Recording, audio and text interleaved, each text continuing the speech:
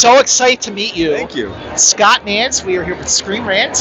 Hey. And listen, I saw the Holdovers at the Telluride Film Festival. You did? On the first day, it was the patron Awesome. screen. Fantastic. I love that. And I've seen it now 4 times. 4 times. The Holdovers is a movie. It is a beautiful film full of so much feeling. Thank you.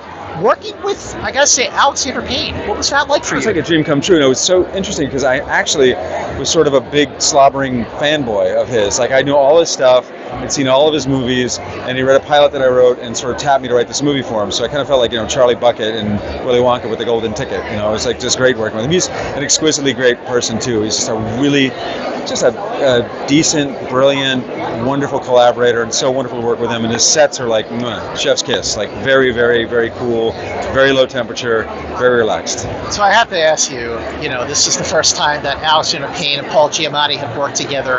About 19 years since Sideways. Yeah. So, you wrote the story, you wrote the screenplay. Exactly. So what was it about Paul Giamatti that surprised you? That his performance, just elevated and just did something different that even you were not expecting? No, I wasn't. I can completely overtop my expectations. But that's Paul. It was very much a threshold conversation with Alexander. Like, how do you feel about Paul Giamatti? Literally, at the get-go. And I was like, I love Paul. And he exceeded everything I thought, everything I built into the character, he just amplified and just made so brilliant. And he's such a great actor. So every day was a new surprise with him because he's so wonderful and so great at what he does. I'll tell you, Divine Joy Randolph, and this is a bold statement to say, but she's a revelation in this film. She is a revelation. I mean, the amazing thing is she took this role and she just found so many dimensions in it. I tried to create some space because it wasn't really my lived experience. It was based sort of on my mom, the emotional core of the character.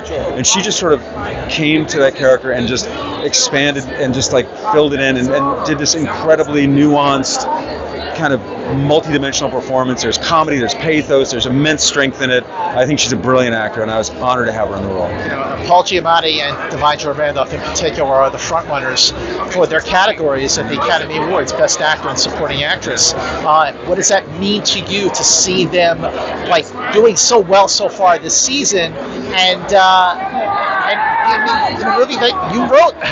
It's like a dream come true. I mean, you pour your heart and soul into something like this. I mean, it's very much a love letter, and it's a love story. I mean, it's to the people that who raised me and that matter to me, and they're kind of grounded. The characters are grounded in that. So to see them occupy these characters and do it so brilliantly, and so emotionally and so hilariously it's a dream come true. Well, congratulations.